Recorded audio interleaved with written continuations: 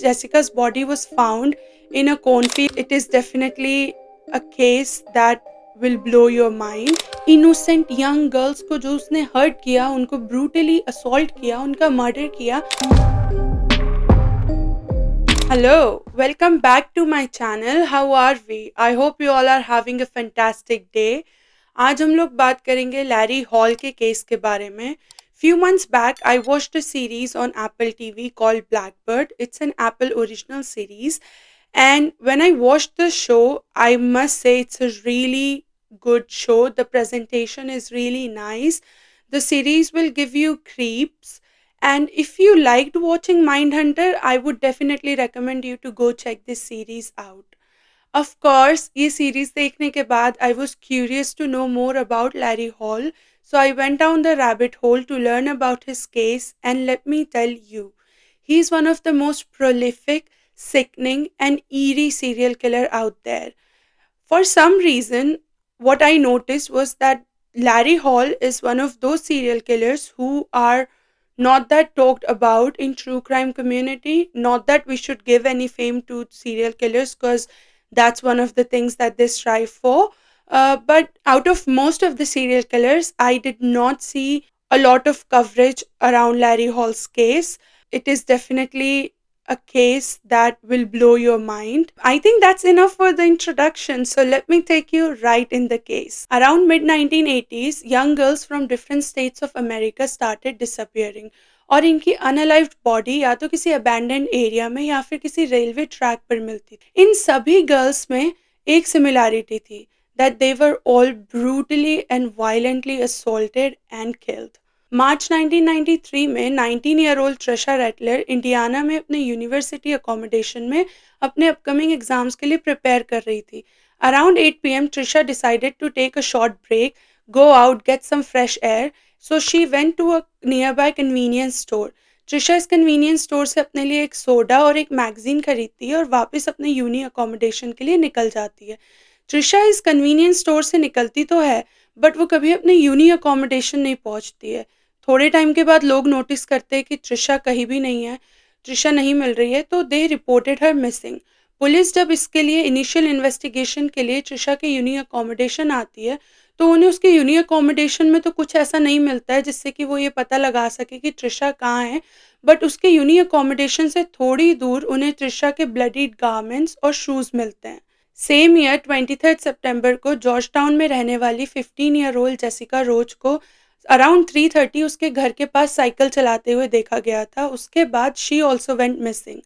After around 2 weeks, Jessica's body was found in a cornfield in Indiana. जिस दिन Jessica का abduction हुआ, उस दिन पुलिस के पास कई सारे कॉल्स आए थे ये रिपोर्ट करने के लिए कि एक मिडिल एज आदमी अपनी ब्राउन वैन में उस एरिया में घूम रहा है और यंग गर्ल्स को हरास कर रहा है, उनसे बात करने की कोशिश कर रहा है. जिस दिन ट्रिशा वेंट मिसिंग, उस दिन भी पुलिस के पास कुछ ऐसे ही कॉल्स आए थे और उन्होंने भी सेम डिस्क्रिप्शन दिया था कि ब्राउन वैन में एक मिडिल एज आदमी यंग गर्ल्स को हरास कर रहा है, उनको ज़बरदस्ती लिफ्ट ऑफर कर रहा है. बट ट्रिशा के अबडक्शन के टाइम पुलिस के पास इतनी इन्फॉर्मेशन नहीं थी कि वो इस वैन को ट्रैक कर सके. जेसिका की बॉडी मिलने के बाद कई सारे विटनेसेस सामने आए और उन्हीं में से एक विटनेस ने पुलिस को बताया कि जेसिका की बॉडी जिस कॉर्नफील्ड में मिली थी, उस दिन जिस दिन जेसिका का मर्डर हुआ, उस दिन उसने उस कॉर्नफील्ड से एक मिडिल एज आदमी को निकल के एक ब्राउन वैन में बैठकर जाते हुए देखा.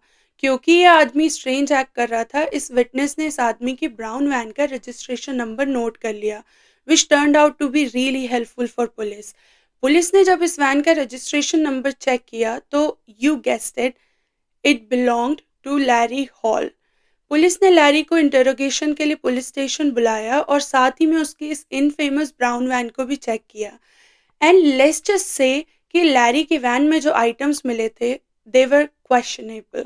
लैरी की वैन में पुलिस को टाप, नाइफ, मास्क, रोप, कॉटन बॉल्स और जो भी ट्रिशा के अटैक से रिलेटेड न्यूज़पेपर में छप रही थी, उस न्यूज़पेपर की कटिंग पुलिस को लैरी की वैन से मिली. स्टोरी आगे कंटिन्यू करने के पहले let's go back a little to know who is Larry Hall. Larry was born in December 1962 in the state of Indiana. Larry was born as a twin. Larry के twin brother का नाम है Gary. Larry and Gary, kind of cute.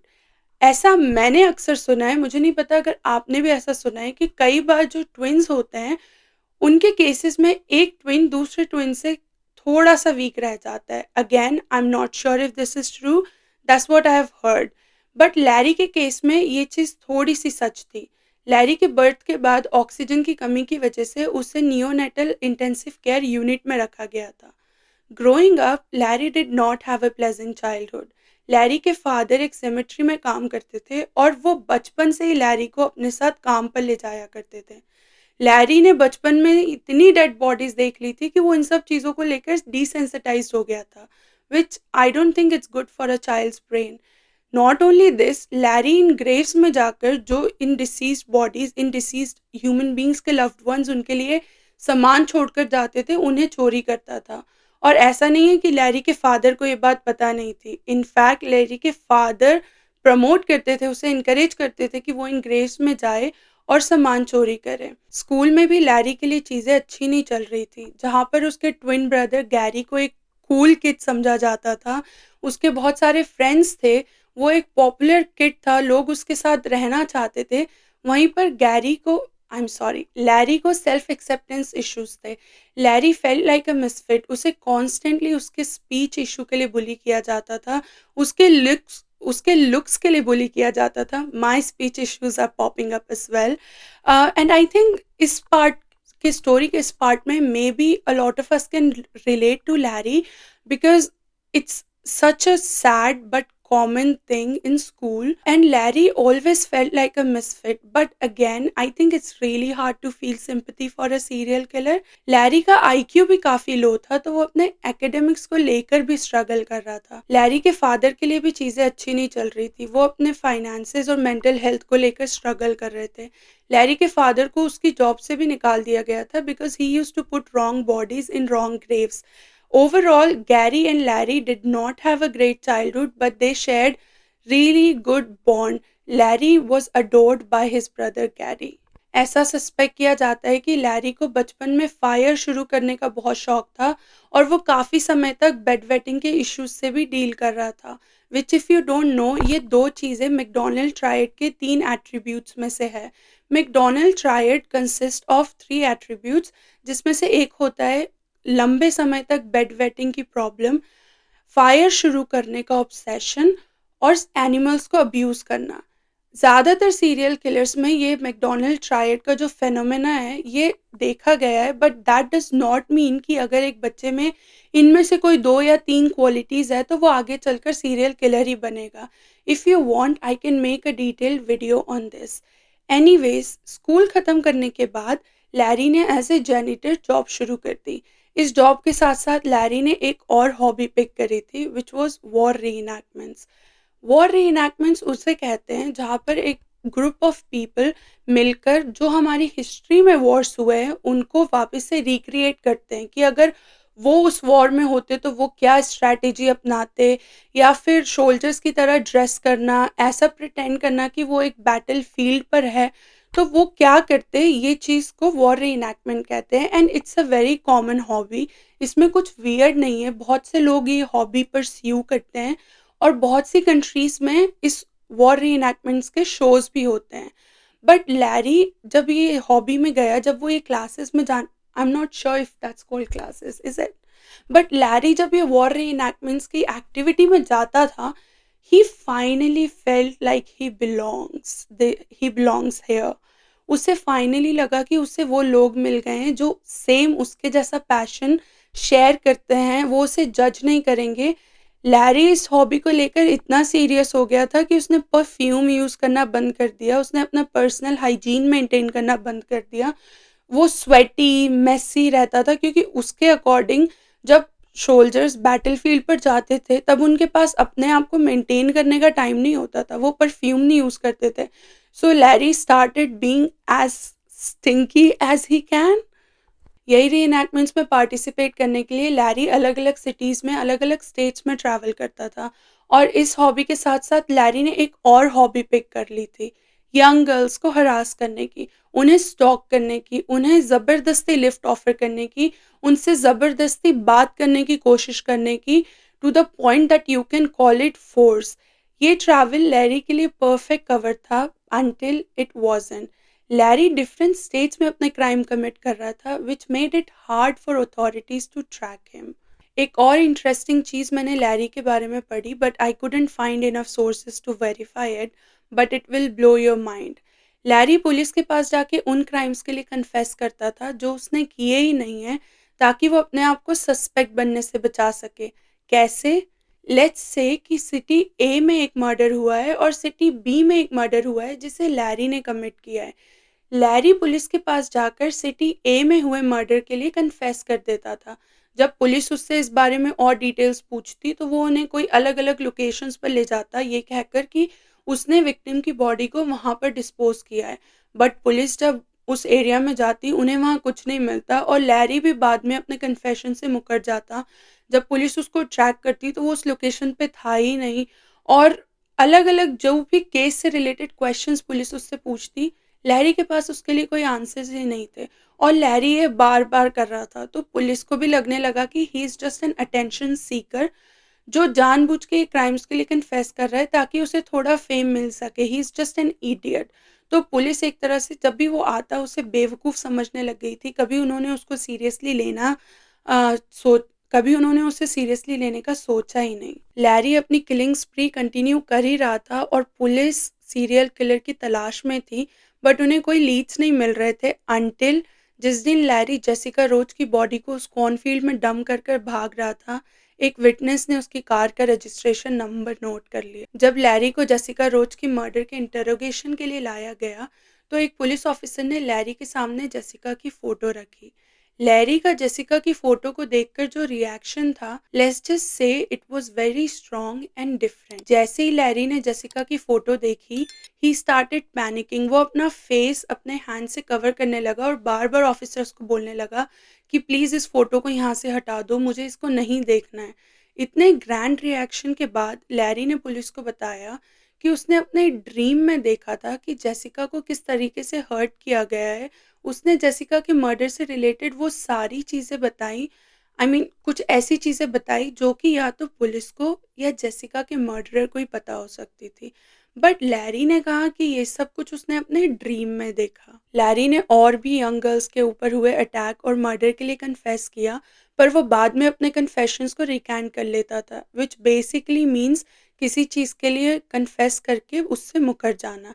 उसके हिसाब से उसने इन सारी girls को अपने ड्रीम में हर्ट किया था। लैरी ने जेसिका के मर्डर के कन्फेशन को भी रिकैंट करने की कोशिश करी, but finally at the end Larry को जेसिका के अबडक्शन के लिए life sentence milli.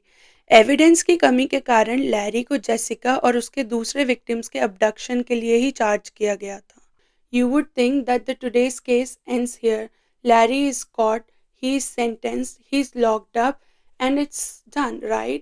But no, the story does not end here. Now, let's talk about James Keen, also known as Jimmy. Jimmy was from the south of Chicago and had a tough childhood. Jimmy अपनी city का एक बहुत ही famous football player था, but उसके घर में हमेशा financial issues रहते थे। उसके पेरेंट्स का डिवोर्स हो गया था और उसके घर का सारा एक्सपेंस उसकी मॉम अपनी पार्ट टाइम वेटरेसिंग जॉब से कवर कर रही थी, which just wasn't enough. Jimmy had lots of popular friends, lots of rich friends, and he wanted to maintain a great lifestyle. He wanted to be a part of that circle. अपनी इसी lifestyle को maintain करने के लिए, अपनी family को support करने के लिए Jimmy decided to do some illegal businesses. He decided to do the business of illegal substances. Jimmy अपने बिजनेस से अच्छा अर्न कर रहा था। He was able to pull himself and his family out of poverty and build a decent savings for his future. Jimmy ने Chicago में रहकर ही अपनी डिग्री कंप्लीट करी और इसी टाइम पर उसने अपने लिए एक बहुत ही मैसिव मैंशन भी खरीदा। जिमी के पास वो सारी चीज़ें थी जिसका वो एक समय पर सिर्फ सपना देखता था। ये क्विक मनी उसके लिए बहुत टेम्प्टिंग था। बट अपने 30s में जिमी रियलाइजेस कि वो जो ये काम कर रहा है ये बहुत ही गलत है and he wants to stop this business, he wants to stop this work for good. And Jimmy ये बिजनेस बंद भी करता है, बट उस तरीके से नहीं जिस तरीके से उसने सोचा था।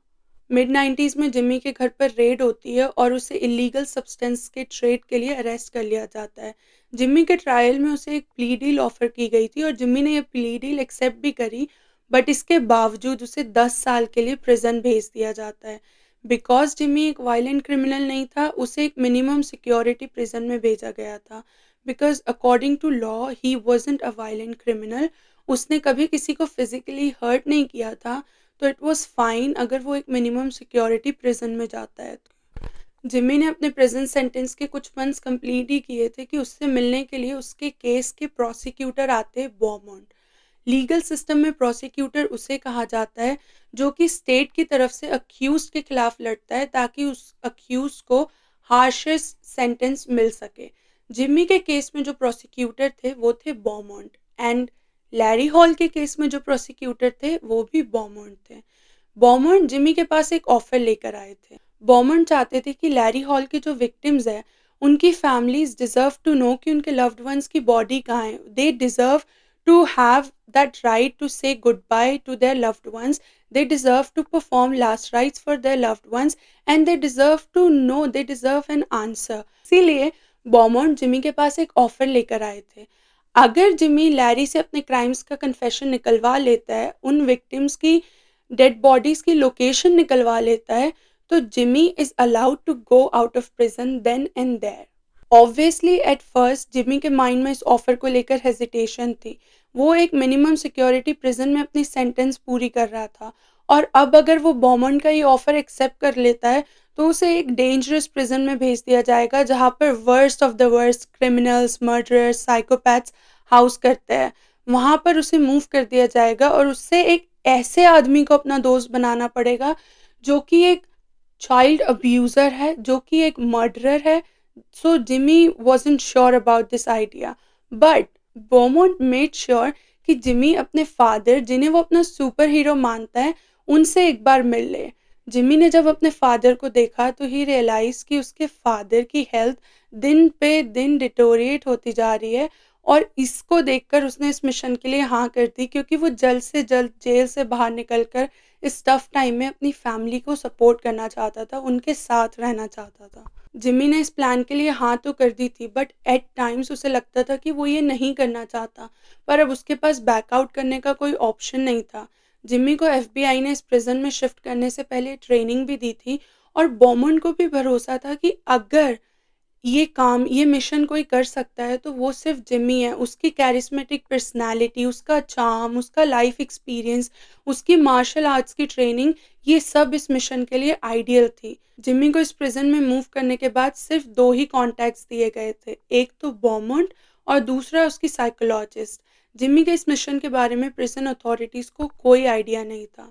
जिमी को क्लियर इंस्ट्रक्शंस दिए गए थे to not rush into anything, because Larry एक इंट्रोवर्ट था एंड नोबडी वांटेड कि उसे ज़रा सा भी शक हो जाए कि वो एक प्लांट है और वो वापस अपनी शेल में चला जाए। Nobody wanted that, but Jimmy was desperate to get out of this prison.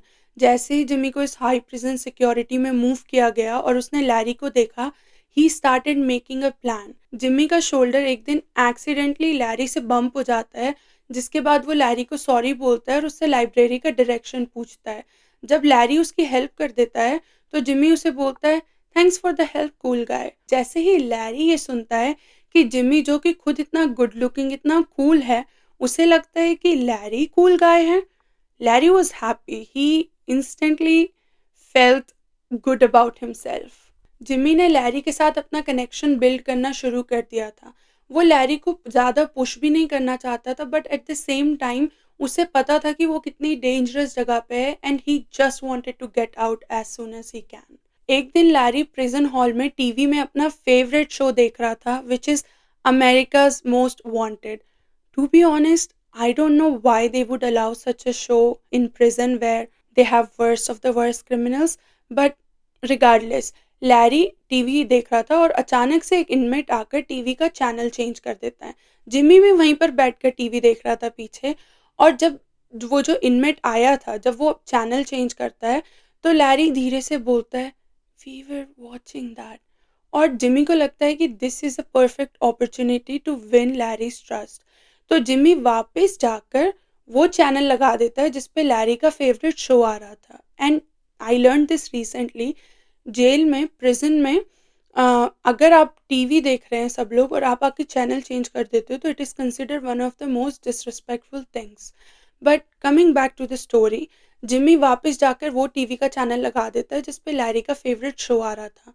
अब ये जो इनमेट आया था जिसने चैनल चेंज किया था, उसे इस बात पे गुस्सा आ जाता है और वो जिमी से लड़ने के लिए जाता है। And Jimmy being a well built man, वो इस प्रिजनर को बहुत ही बुरी तरीके से अटैक करता है और ये सब चीज़ें लैरी देख रहा था और ये देख के उसे अच्छा लगा कि not only this this handsome cool guy, he thinks that Larry is a cool guy, he is also protecting him. तो ये चीज़ लैरी के मन में जिमी के लिए एक स्पेस ओपन कर देती है। लैरी अब जिमी के साथ दोस्ती बढ़ाने लग गया था, वो उसके साथ लाइब्रेरीज़ जाता, ड्यूटीज़ करता और उसके सेल में बैठकर अक्सर उसके साथ बातें करता था। लैरी ने जिमी को बताया कि वो इस जेल में चोरी के चार्जेस पे आया है and which of course Jimmy knew कि लैरी वहाँ पे क्यों है, but he pretended that whatever Larry is saying he believes him. But फिर एक दिन जिमी न्यूज़पेपर लेकर लैरी के पास जाता है ये कहते हुए कि इस न्यूज़पेपर में तो लैरी के बारे में कुछ और लिखा है कि उसने कुछ और हीनियस क्राइम्स करे हैं और इसके लिए वो उसे कन्फ्रंट करने जाता है। जिमी लैरी को बोलता है कि उसे इस बात से फ़र्क नहीं पड़ता कि लैरी ने उससे अपने क्राइम्स के बारे में झूठ बोला, which again we know it's a lie, but उसे इस बात से बुरा लगा कि लैरी अपनी दोस्त से झूठ बोलता है, वो उसे अपना दोस्त अभी तक के मानता नहीं है, उस पे भरोसा नहीं करता। लैरी गॉट स्कैर्ड जब जिमी उसके पास ये सब चीज़ें लेकर कन्फ्रंट करने आया तो उसे लगा कि अगर उसने जिमी को सच नहीं बताया तो जिमी उससे दोस्ती तोड़ लेगा और वो ये नहीं चाहता था। वो जिमी को अपने हर मर्डर, हर अटैक का जस्टिफिकेशन देने लगा कि उसे ये सब करना पड़ा, कैसे उसने ये सब जो भी किया, इनोसेंट यंग गर्ल्स को जो उसने हर्ट किया, उनको ब्रूटली असॉल्ट किया, उनका मर्डर किया, उस सब के पीछे उसके गुड इंटेंशंस थे। जिम्मी लैरी को विश्वास दिलाता है कि वो उसे कभी भी इस बात के लिए जज नहीं करेगा कि उसने कितने लोगों को हर्ट किया है।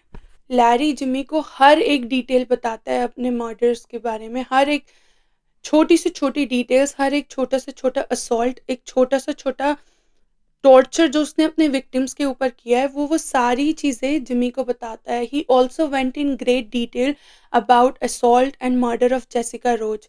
लैरी ने जिमी को बताया कि उसने जेसिका को उसके घर के पास साइकिल चलाते हुए देखा।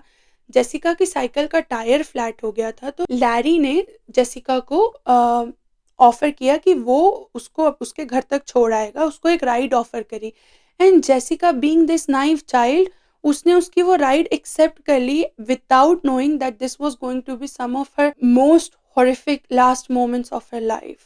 जेसिका को अपनी कार में बिठाने के बाद he SA'd her and later unalived her. Jimmy और लैरी की फ्रेंडशिप इन कन्फेशंस के बाद ये लोग थोड़ा और क्लोज आ गए थे, इनकी फ्रेंडशिप डेवलप हो रही थी और लैरी ऐसे ही अपने क्राइम्स के बारे में जिमी को बताता, उसके सामने कन्फेस करता, बट इतना इनफ नहीं था क्योंकि जिम्मी का मिशन था इन बॉडीज, इन विक्टिम्स की डेड बॉडीज की लोकेशन पता लगाना और फाइनली एक दिन जिम्मी को लगा कि उसे अपना गोल्डन टिकट मिल गया है। एक दिन जिम्मी लैरी को एक मैप के साथ देखता है और लैरी ने इस मैप में अलग अलग स्टेट्स की अलग अलग लोकेशंस को, जैसे कि हम होता है ना मैप में स्पेसिफिक लोकेशंस को पिन पॉइंट करते हैं, वैसे ही लैरी ने अलग अलग स्टेट्स की अलग अलग लोकेशंस को मार्क किया हुआ था। जैसे ही जिम्मी ये देखता है उसे पता था कि ये इसका मतलब क्या है, वो इमीडिएटली समझ गया था कि यही वो लोकेशन है जहाँ पर अथॉरिटीज़ को विक्टिम्स की डेड बॉडी मिलेगी। वो इमीडिएटली अपने साइकोलॉजिस्ट को ये सारी चीज़ें बताने के लिए जाता है एंड उसकी साइकोलॉजिस्ट 2 से 3 हफ्ते के लिए हॉलीडेज़ पर गई थी and for some weird reason, odd reason, किसी ने ये बात जिमी को बताई नहीं। तो जिमी इस बात से अनअवेयर था, उसे लगा कि उसकी साइकोलॉजिस्ट फ़ोन नहीं उठा रही है तो उसने एक वॉइस नोट छोड़ दिया ये सारी इन्फॉर्मेशन के साथ कि उसे एक मैप मिला है और उसमें ये सारी लोकेशंस है, ये सारी डिटेल्स उसने एक वॉइस नोट में छोड़ दी, थिंकिंग कि उसकी साइकोलॉजिस्ट ये वॉइस नोट देख लेगी इमीडिएटली। जिमी अपने माइंड में सोच रहा था कि उसे उसकी गोल्डन टिकट मिल गई है और कल सुबह तक वो जेल से बाहर होगा। बट जेल से निकलने के पहले जिमी लैरी को कन्फ्रंट करना चाहता था। वो उसे बताना चाहता था कि he is not his friend and how Larry is a horrible human being and how much he hates him. Jimmy Larry को कन्फ्रंट करने जाता है और वो इतना एजिटेट, इतना लाउड हो जाता है कि वहाँ के जो जेल के गार्ड्स थे, उन्हें उसे एस्कॉर्ट करके एक सॉलिटरी कन्फाइनमेंट में डालना पड़ता है। और अब जब जिमी के मुँह से लैरी ने ये सारी बातें सुन ली थी, उसे समझ में आ गया था कि जिमी एक सीक्रेट एजेंट है और वो इमीडिएटली ये सारी बातें जो भी उसने कन्फेस करा था उसके बारे में सोचने लगता है। और उसने लैरी ने जिमी को कहा भी सही कि तुम्हें बॉमंड ने भेजा है ना। जिमी ने अब अपना कवर भी ब्लो कर दिया था और उसे एक अलग रूम में लॉक कर दिया जाता है।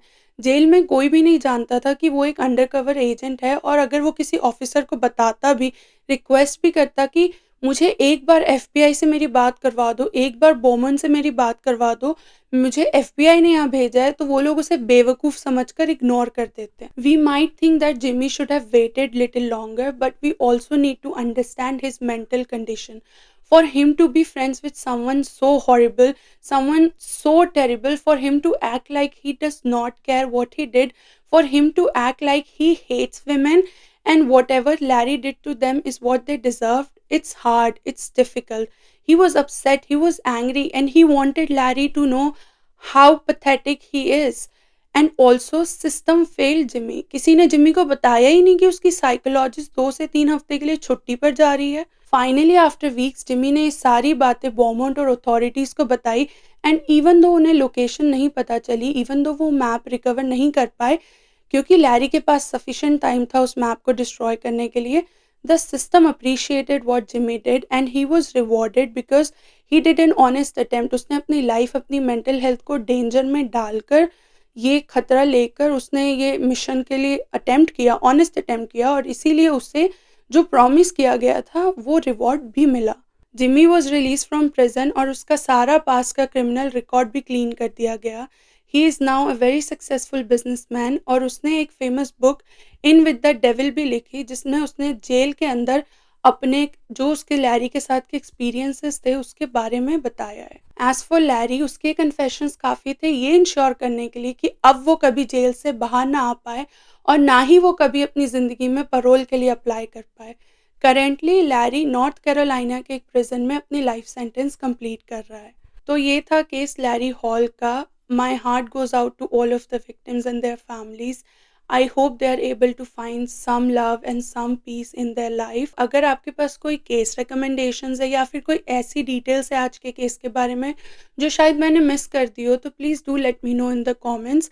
और अगर वीडियो अच्छी लगी हो तो please do like the video, and if you want you can also subscribe to my channel. I would be really grateful. Other than that, take care and I will see you in the next video. Bye.